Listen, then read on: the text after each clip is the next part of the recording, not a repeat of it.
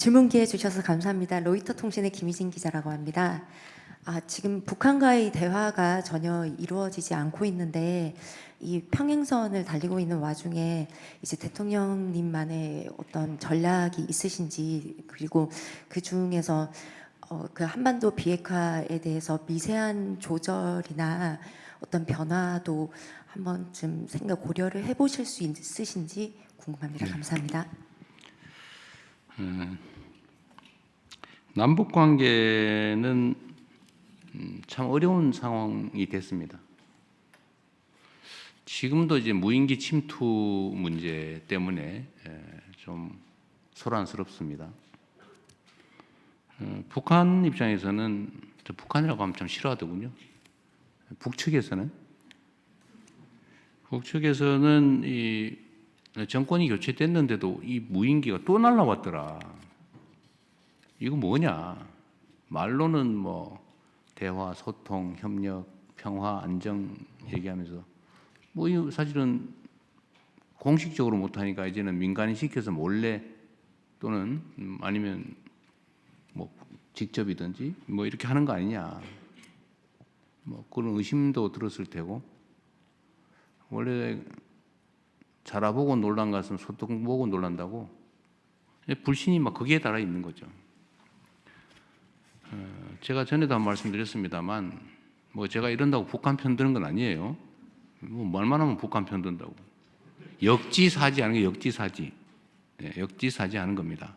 상대의 입장이 돼봐야 대화도 되고, 뭐 조정도 되고, 협의도 되고 하지 않겠어요. 저는 이제 야당 대표를 하고 있을 때도 마찬가지였지만, 새로운 현상을 봤어요. 이 북측이 6.25 전쟁 직후에도 하지 않았던 행동을 하더라고요. 어떤 거냐? 그 군사 분계선에다가 삼중 철책을 설치하는 거예요. 철책을, 삼중 철책을 설치해요. 돈 들여가지고 막 도로 만들고, 북한으로 연결돼서 그 돈 들여서 만들었던 철도 다 끊고, 다리, 뭐 도로 다 끊고 거기다 둔덕을 쌓아요. 왜 그럴까? 결국 제 추측으로는 전차 방벽을 쌓은 거 아니야. 북쪽으로 뭐든지 못 넘어오게 막으려고 했던 것으로 생각이 됩니다. 6.25 전쟁 이후에 한 번도 하지 않던 행동이에요. 뭐 돈이 남아서 하는 것도 아닐 테고요. 그런 걸 보면 남북 간의 불신과 증오심, 대결 의식이 얼마나 높아졌냐를 알 수 있죠.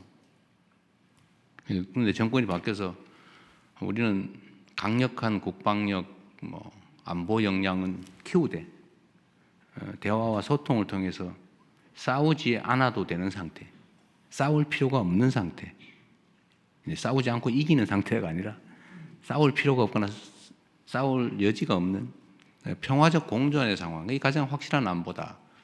그게 경제 성장 발전에 가장 크게 도움이 된다라고 생각을 해서 대화하고 뭐 유화적인 조처도 하고 있습니다만 반응이 없어요.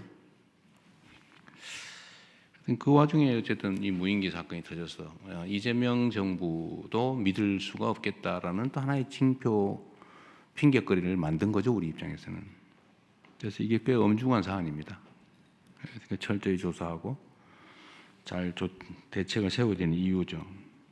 그만큼 한 남북 관계는 어렵습니다.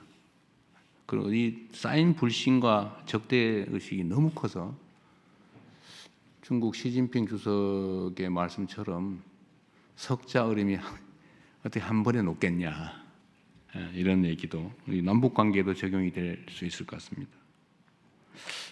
남북 간의 관계에 대한 전략은 뭐 단순하면서도 뭐 확실하죠. 확고한 방위력, 억지력을 확보하고 그 기반 위에서 이 방위력과 억지력으로 위협하는 게 아니라 대화하고 소통하고 협의하고 존중하고, 그래서 공생 공령의 길을 같이 살고 같이 번영하는 길을 만들어간다.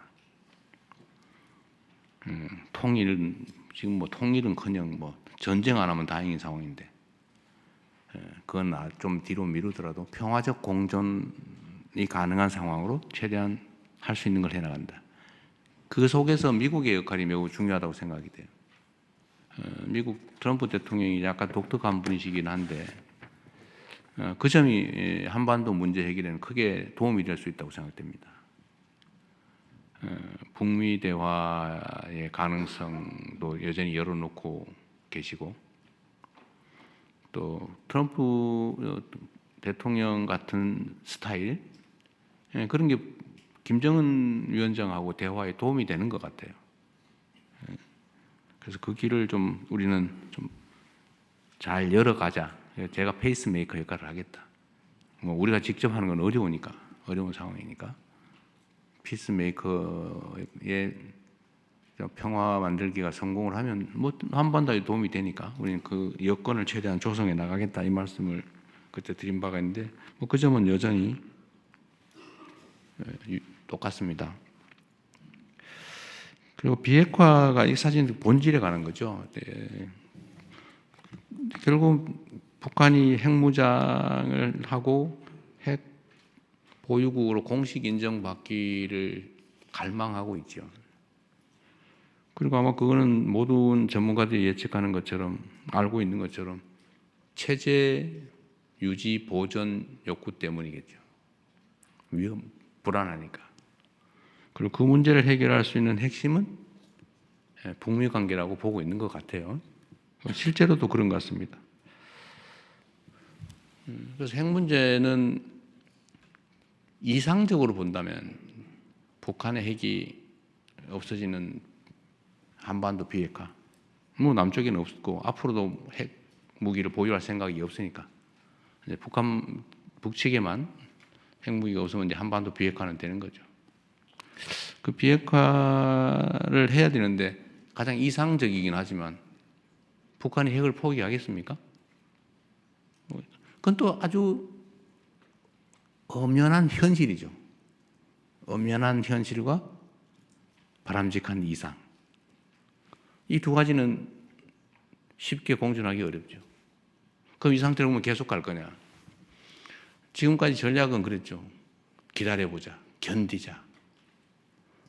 이상을 향해서, 이상을 꿈꾸면서 현실을 외면했죠. 결과는 어떻게 됐냐? 핵무기가 계속 늘어나고 있어요. 핵무기가 계속 자라고 있어요. 지금도 1년에 핵무기 10개에서 20개 정도를 만들 수 있는 핵물질은 계속 생산되고 있죠. ICBM 기술도 계속 개선되고 있겠죠. 언젠가는 북한 체제 유지에 필요한 핵무기 체계, 그리고 미국을 포함한 전 세계를 위협할 만한 미사일, ICBM 기술 이런 걸 다 확보를 하고 그 다음에 남으면은 이제 넘치겠죠. 넘친다는 의미를 이해하시겠죠. 해외로 나가겠죠. 국가 밖으로, 국경 밖으로 전 세계 위험이 도래하겠죠. 이렇게 놔두는 게 과연 바람직하냐. 그래서 결국 실용적으로 접근하자라는 게 제 생각입니다. 제가 공개적으로 말씀을 드렸던 것처럼 현실을 인정하자. 그래도 이상을 포기하지 말자. 그럼 현실은 뭐냐? 계속 늘어간다. 제가 트럼프 대통령에게도 시진핑 주석에게도 딱 이렇게 얘기했던 똑같은 내용입니다. 공개적으로 한 얘기도 똑같죠. 더 이상 핵물질을 생산하지 않고 핵물질이 해외로 반출되지 않고 ICBM 기술을 더 이상 개발하지 않게 하는 것도 이익이다. 현재 상태 중단하는 것도 이익이다. 이건 현실이다. 아무도 손해보지 않는다. 중단시킨다고. 모두에게 이익이 있다. 그럼 거기에 대해서 일부 보상을 하면서 1단계로 이상은 포기하지 말고 가장 현실적인 거 중단하자. 는 협상을 하자. 다음은 핵 군축하자. 군축 협상하자. 그리고 길게는 비핵화를 향해서 가자. 뭐 체제 보장이 확실하고 관리 비용 많이 들고 그러면 뭐 없을 수도 있겠죠. 근데 그렇게 만들어 가야 되는 거 아니야. 단기, 중기, 장기로. 이 얘기를 저는 이제 정상들을 만날 때마다 하고 있죠.